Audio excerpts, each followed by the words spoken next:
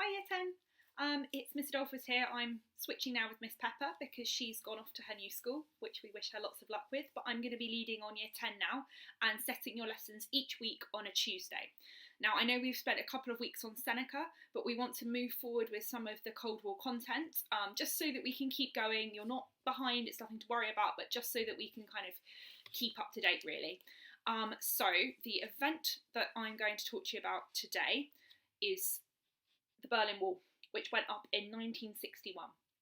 Now, you've hopefully done a little bit on the arms race, which really went on over a period of time. So it started in 1945 at the end of World War II, and it went on through the 1950s and through the 60s when all this was going on.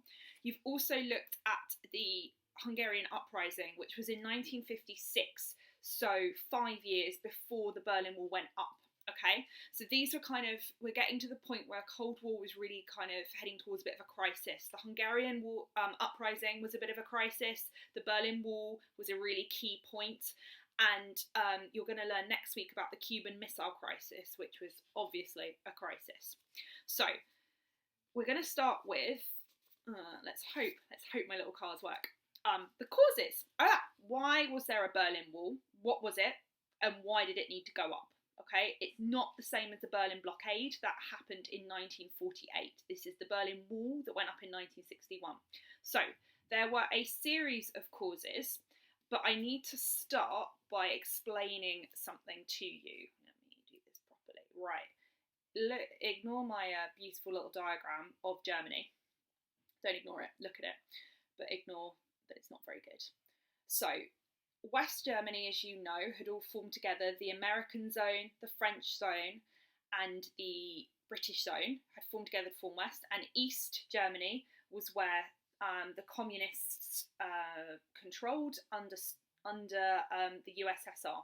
Now, in 1961, Stalin's gone, and you've got the leader of the USSR is a man called Khrushchev. Okay, bald man.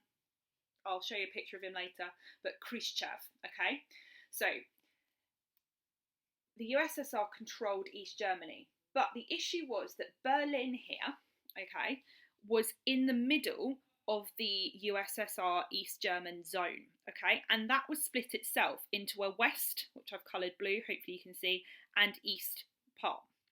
Now, the issue was, okay, what was happening in East Germany is some Germans didn't really like living in a communist country. They wanted better jobs, better pay, and better living conditions. And particularly skilled workers like doctors, lawyers, engineers, etc., who wanted to really be paid for their higher skilled work, didn't really want to be in the communist East German bit anymore and wanted to move west. Now, that wasn't that easy because there were some sort of fences and borders that stopped people moving from east to west. But the East Germans found a way around this. And what they were doing is they would head into their capital of Berlin, where they would head then into, and that's kind of here, and then they would head really easily, because it was divided but not by a wall, into the West German section, okay? And from there they could board a train which would take them directly into West Germany, where they could start a new life, take their money, take their assets, and go and start a fresh life in West Germany under capitalism, not under communism. Now, between 1949 and 1961, 2.7 million workers were leaving east for west, okay, via Berlin. Okay, they were going east to west via Berlin. So I've got that written for you just so that you can see it.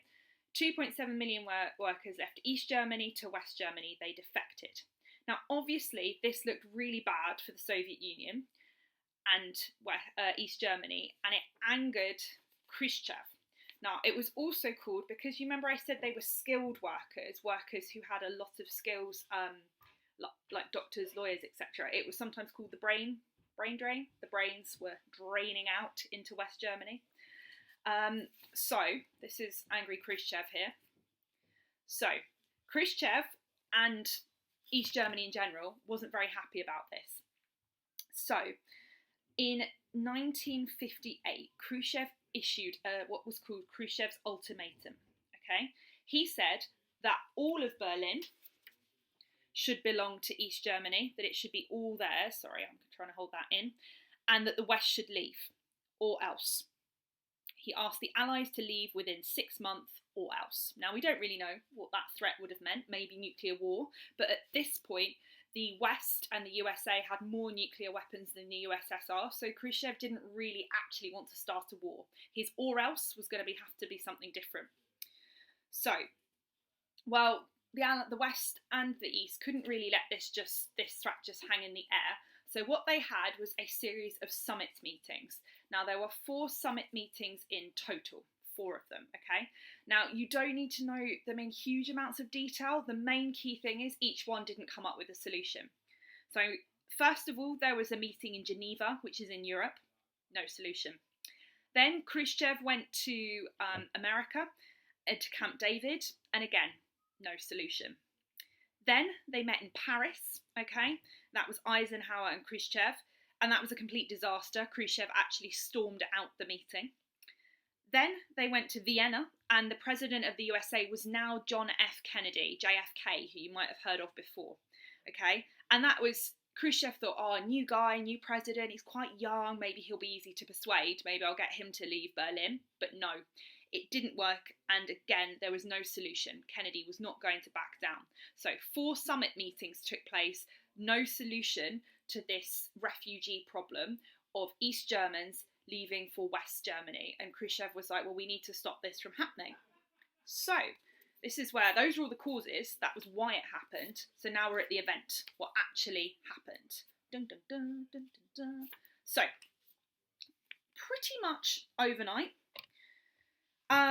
Khrushchev decided, well, I can't really go to war against the West, so he built a wall in 1961 through Berlin, and it meant that people from the East could not leave for the West. Now, he didn't actually build a brick wall overnight. It started with soldiers going through the middle of Berlin, standing there with their weapons, saying they would shoot anyone that tried to cross, and going along with barbed wire. Big rolls of barbed wire went through the centre of Berlin. They also stopped train lines and underground tube lines that crossed from east to west. So literally, East Berliners got up to go to work, and many of them might have worked in the west part of Berlin, and they might have got on the tube, their tube would have been stopped, and they would have been forced to go back. People, it was pretty awful. There's lots of kind of, in film, this moment has been shown a lot, because it was a moment where suddenly, imagine if you had a boyfriend or a girlfriend in the West and you lived in the East, you suddenly had to decide on a moment's notice what side you were going to live on, because this wall went up and no one could cross it from 1961 to 1989. That's 28 years it was up. Now, during that time, about 200 East Germans did try and cross it. Now, they tried to do that in a variety of ways. Some of them dug tunnels that went underneath the wall. Some of them someone parachuted over. Someone drove a truck into the wall and then got out and because they'd smashed it and got through. All sorts of different, some people swam in the river and the canal and tried to go through that way. All sorts of ingenious different ways that people tried to get over. But sadly, during the 28 years that the wall was up, over 200 East Germans actually died by being shot by guards trying to go from east to west. Okay, east to west. Now, I'm going to put in the link below, a little video that goes into a bit more detail about the Berlin Wall, how it was built, how it was fortified, because it wasn't just like a brick wall. It had guard towers, at some points they had dog lanes where guard dogs would run up and down to keep an eye on people coming. They had fortified concrete, all sorts of things. They were so desperate to keep those East Germans in East Germany and East Berlin and not let them defect to the West. So this was the Berlin Wall, probably the most famous event of this whole Cold War course, okay? So, I think this is going to be a little summary. Yeah, 1961 to 1989, 28 years, 200 people died trying to cross it. And it separated East and West Berlin for that whole time. Grandparents couldn't see their grandchildren, parents couldn't see their parents, children couldn't see their parents if they lived on different sides of the wall. People completely lost their jobs. It was a complete shock and a huge change for the people of Berlin. So now we're going to have a little think about the consequences of this Berlin Wall. Now I've drawn where's my little drawing of Churchill? Oh, I drew that back here. That was who he was. You see on the top, you see that man that I've drawn? It's terrible. It's Churchill. Because he'd kind of predicted this before with his Iron Curtain speech, which you might remember we covered at the start of the course. And this now really was an Iron Curtain that had fallen across Berlin. So it was seen as a symbol of Cold War division for all those 28 years until it came down in 1989. And we're heading in that direction. We're going to learn why the Cold War ended and the tension decreased, but it became a massive symbol of the Cold War. It meant in the short term that actually that refugee problem, those East Germans leaving for West Germany, that problem was solved, and in some ways that actually eased tension.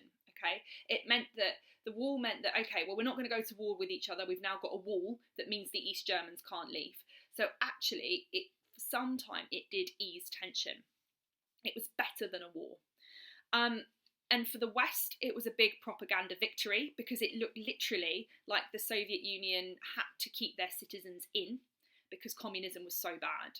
So they were having to literally block them into East Germany because communism wasn't great and people were wanting to leave it so much. So it was obviously quite embarrassing for the East. And the West looked really good, like capitalism was great and something that people wanted to go to. So that's really a little bit about the causes, the events and the consequences of the Berlin Wall. Now, I would really strongly encourage you, I'm going to put a couple of links below for some further videos and reading that you can do. Please do that and then have a go at the quiz that I'm going to put on Show My Homework to check that you've understood everything today. So make sure you do the reading, you watch any of the further videos and that you have a go at the quiz. And I'm also going to put on a little bonus. If you're aiming for that grade 7 to 9 and you would like to have a go at an exam question and send it to your teacher, I have put one on Show My Homework with these instructions for you to go through. So hopefully it will all make sense. Good to see you. Hope you all had a nice half term and you're all keeping well. Take care now. Bye.